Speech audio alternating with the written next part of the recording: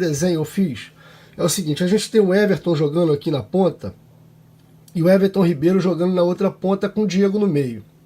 Eu botei aqui Guerreiro Dourado porque indifere, né? Independente por características. Tem um futebol um pouco diferente, mas são jogadores que jogam de costas para o gol. O Everton, ele tem a sua característica de corrida na vertical. Ele anda para frente e ele anda para trás. Ele não tem essa característica do facão na diagonal. Tá? O que acontece? Ele correndo para frente e para trás, ele fica muito distante do centroavante, né?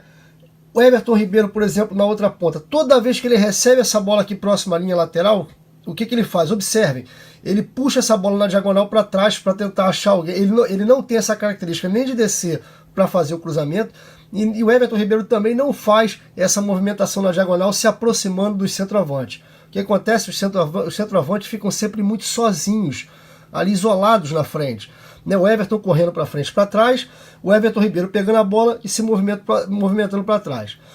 Vou falar um pouquinho do Diego. O Diego, por exemplo, ele não é aquele meia atacante, não é aquele meia pontiagudo, aquele meia que ele parte, né, em direção ao gol numa linha reta, como por exemplo, vamos lembrar aqui o Kaká, por exemplo, ele tem aquela característica de pegar a bola e ir para frente. O Diego, ele se movimenta lateralmente com a bola ou ele gira. O importante do Diego é o seguinte: essa bola ela não fica um bate e volta. O Diego consegue cadenciar essa bola aqui no meio, ele segura, mas ele não tem a característica de meio atacante. Ou seja, o Diego nunca vai ser aquele cara que vai decidir uma partida. Então esse é o problema. A gente tem esse campo aqui muito vago e esse campo aqui do campo também muito vago. E o centroavante sozinho jamais vai dar certo, tá?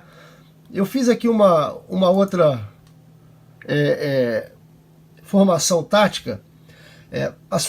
Se quisermos jogar mesmo com pontas, né?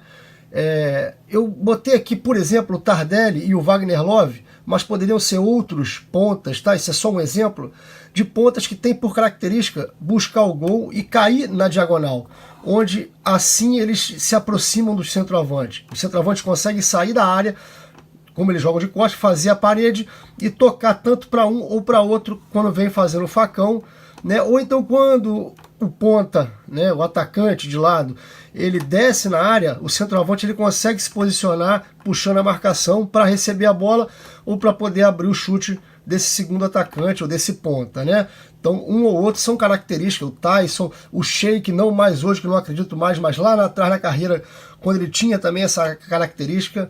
Ou seja, os nossos pontas hoje não são pontas de verdade, pontas que buscam gol, que caem na diagonal buscando se aproximar do centroavante. O Diego, assim, nessa posição, ele conseguiria essa enfiada mais de bola, por mais que lateral, de forma lateral, ele conseguiria render um pouco mais. E mais uma última formação que eu fiz, tá? Essa eu vou até puxar um pouquinho mais para trás, seria para iniciar um 4-4-2, aonde os volantes, os dois volantes, teriam a função de cobrir as costas do lateral, né? E por vezes subir para se aproximar, né, do meio de campo ou para cobrir uma posição de lateral quando o lateral subir, porque aí o outro segura, né? Nessa posição aqui, por que eu fiz isso aqui?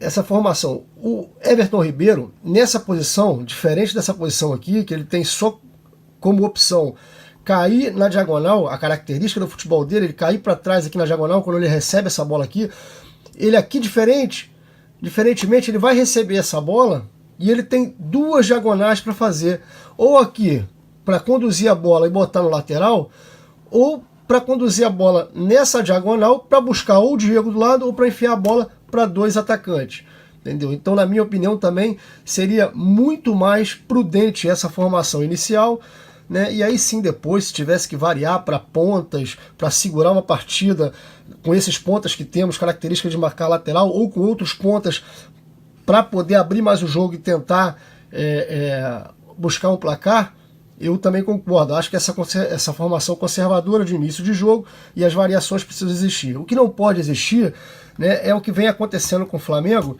que é a formação com pontas. Você pega qualquer jogador no mercado de oportunidade e coloca na ponta sem eles terem realmente a característica que necessita para poder dar liga tática dentro de campo.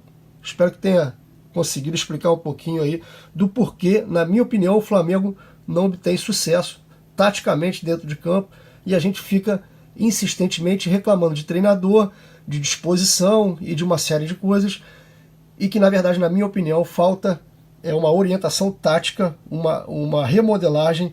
Acredito eu que exista dentro do Flamengo uma filosofia engessada de pontas, quando o Muricy implementou da base ao profissional, né, da base ao profissional, os times precisam jogar com pontas para poder formar todos eles na mesma posição e até vender melhor para a Europa. Acho que isso dentro do Flamengo não deu certo até hoje, não acho que vai dar certo. Acho que a gente precisa de variações táticas e hoje, principalmente, para manter a formação com pontas, então a gente tem que buscar, na verdade, pontas que se aproximam do centroavante, que buscam gol, e não esses pontas, o R7 que é um meia, não é um ponta, e o Everton que tem por característica correr na vertical e não na diagonal, prejudicando o centroavante. Tá errado na minha opinião.